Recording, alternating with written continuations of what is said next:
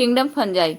तो fungi kingdom एक unique kingdom है, ये हेट्रोट्रॉपिक ऑर्गेनिज्म इसमें आते हैं। हम पहले ही पढ़ चुके हैं कि किंगडम फंजाई क्या होता है, हेट्रोट्रॉपिक होता है। इट मीन्स दैट कि ये अपना फूड खुद सिंथेसाइज नहीं करता, खुद अपना फूड बनाता नहीं है, ये ऑटोट्रॉपिक नहीं होता है। दे show a great diversity in morphology and habitat. इनकी हाइफी की वजह से इनके मॉर्फोलॉजी और हैबिटाट में बहुत सारी डाइवर्सिटी होती है। When your bread develops a mold or your orange is rot, it is because of fungi। तो आपको पता है कि जब आपकी रोटी खराब हो जाती है उस पर फंगस मतलब टाइप का जैसे व्हाइट व्हाइट फाइबर्स टाइप का लग जाता है, उसे माउल्ड कहते हैं। या फिर ऑरेंज जो है रॉट हो जाता है, खराब हो जाता है, तो ये सब फंजाई की वजह से ही होता है। हम जो मशरूम खाते हैं वो भी फंजाई है, और जो टोडस्टोल ये बेटा पॉइजनस होता है, तो ये भी क्या है, फंजाई है। White spot seen on the mustard leaves are due to parasitic fungus. देखिए जो हमने कहा कि ये हेट्रोट्रॉपिक ऑर्गेनिज्म होते हैं, तो हेट्रोट्रॉपिक ऑर्गेनिज्म में ये कई टाइप के होते हैं, जैसे सैप्रोफिटिक, पैरासाइटिक और सिम्बायोटिक। तो हम देख रहे हैं कि जो मस्टर्ड लीफ पे जो व्हाइट कलर का स्पॉट पड़ जाता है वो किसकी वजह से होता है, पैरासिटिक फंगस की वजह से होता है। इसके बारे में हम आगे डिस्कस करेंगे। कुछ यूनिसेलुलर फंजाई होते हैं जैसे कि ईस्ट को छोड़ करके सारे फंजाई मतलब मोस्ट ऑफ द फंजाई क्या होते हैं, मल्टी सेलुलर होते हैं। लेकिन ईस्ट क्या है, यूनिसेलुलर है। ये हमें याद रखना है कि ईस्ट क्या है, यूनिसेलुलर फंजाई है। और हम देख रहे हैं जो भी यूनिसेलुलर थे उन्हें हमने किस में रखा था, यूनिसेलुलर यूकैरियोट्स को हमने प्रोटिस्टा में रखा था। ये ईस्ट है जो कि फंजाई है और इसे हमने फंजाई में रखा है। हम मानते हैं कि प्रोटिस्टा तक ही यूनिसेलुलर ऑर्गेनिज्म थे, इसके बाद मल्टी सेलुलर हो जाते हैं। तो ईस्ट को छोड़कर सब मल्टी सेलुलर है। तो ईस्ट का इस्तेमाल किस में किया जाता है, ब्रेड और बियर बनाने में किया जाता है। Other fungi causes disease in plants and animals. wheat rust causing Puccinia is an important examples। तो और सारे जो फंजाई होते हैं वो प्लांट्स और एनिमल्स में डिसीज कॉज करते हैं, जैसे कि पक्सीनिया नाम की जो फंजाई है वो वीट में डिसीज कॉज करती है, गेहूं में उसकी वजह से बीमारी होती है जिसे वीट रस्ट कहते हैं। Some common source of antibiotics जैसे कि हमें पेंसिलिन जो है वो पेंसिलियम फंजाई से मिलता है। तो ये जो है एंटीबायोटिक का, जैसे पहली बार जब फंजाई से मिलता है तो ये जो है एंटीबायोटिक का भी स्रोत है। इसके बाद हम देखते हैं फंजाई आर कॉस्मोपॉलिटन, यानी फंजाई हर जगह पाए जाते हैं, एयर, वाटर, सॉयल और एनिमल्स के अंदर और प्लांट्स के अंदर भी पाए जाते हैं। इनको जो है इनका हैबिटाट कैसा होना चाहिए, वार्म और ह्यूमिड। कैसा हैबिटाट होना चाहिए, वार्म और ह्यूमिड प्लेसेस को ये ज्यादा प्रीफर करते हैं ग्रो करने के लिए। क्या आपने कभी सोचा है कि हम जो रेफ्रिजरेटर में खाना क्यों रखते हैं? Yes, it is to prevent food from going bad due to bacterial और fungal infection.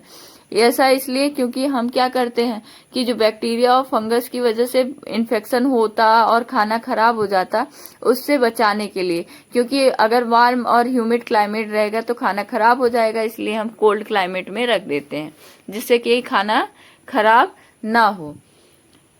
So with the exception of east, मतलब ईस्ट को छोड़ करके, विच आर यूनिसेलर। ईस्ट क्या है, यूनिसेलर है।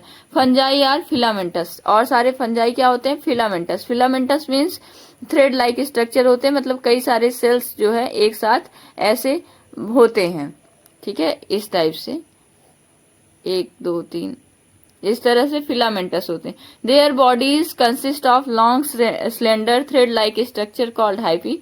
तो इनकी बॉडी लंबी लंबी थ्रेड लाइक स्ट्रक्चर की बनी होती है जिसे हाइफी कहते हैं।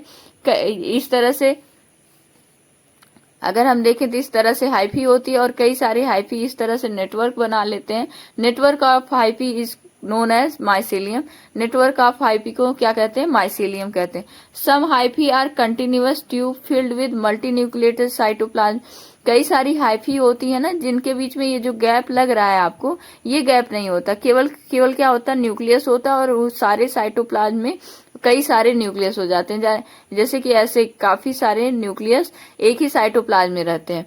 तो ऐसे हाइफी के जिसका जो ट्यूब होता है वो कंटिन्यूअस होता है, लगातार होता है, उसमें कोई सेप्टम नहीं होता है, तो कोई अलगाव नहीं होता, उसको क्या कहते हैं, जिनके अंदर मल्टी न्यूक्लिएटेड साइटोप्लाज्म पाया जाता है उसे सिनोसिटिक हाइफी या कोनोसिटिक हाइफी भी कह सकते हैं। ठीक है, आपका जैसा मन करे प्रोनाउंसिएशन करने का, सिनोसिटिक करेंगे तो भी सही है, कोनियोसिटिक करेंगे वो भी सही है।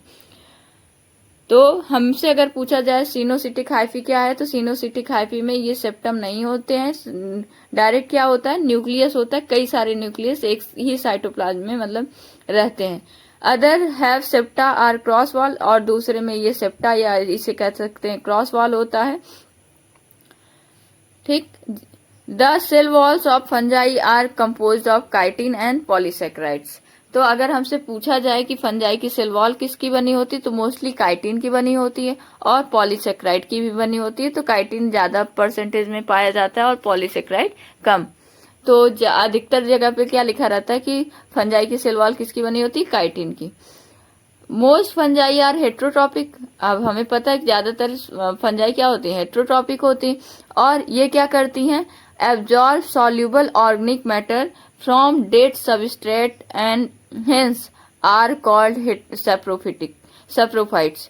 तो ये क्या करती हैं, ज्यादातर जो फंजाई होती हैं जिस चीज पर उगती हैं उसमें क्या करती हैं, अपना एंजाइम रिलीज करती हैं जो खाने को क्या कर देता है, कॉम्प्लेक्स फूड को सिंपल सॉल्युबल ऑर्गेनिक मैटर में तोड़ देता है और उससे फिर ये न्यूट्रिशन एब्जॉर्ब कर लेती है। तो ऐसे फंजाई को सैप्रोफाइट्स कहते हैं।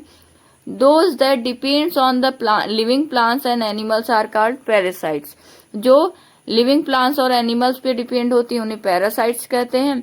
और they can also live as symbiotes in association with algae as a lichen and roots of the higher plant as a mycorrhiza। तो हमें पता है एल्गी जो होती है, एल्गी में 90% जो है फंजाई होती है और 10% ही क्या होती है, एल्गी होती है। तो जो फंजाई होती है वो क्या करती है, शेल्टर प्रोवाइड करती है, क्योंकि इसके पास इसके हाइफी का ऐसे नेटवर्क बन जाता है जिसे माइसीलियम कहते हैं, और इसी माइसीलियम के अंदर कौन रहता है, एल्गी रहती है।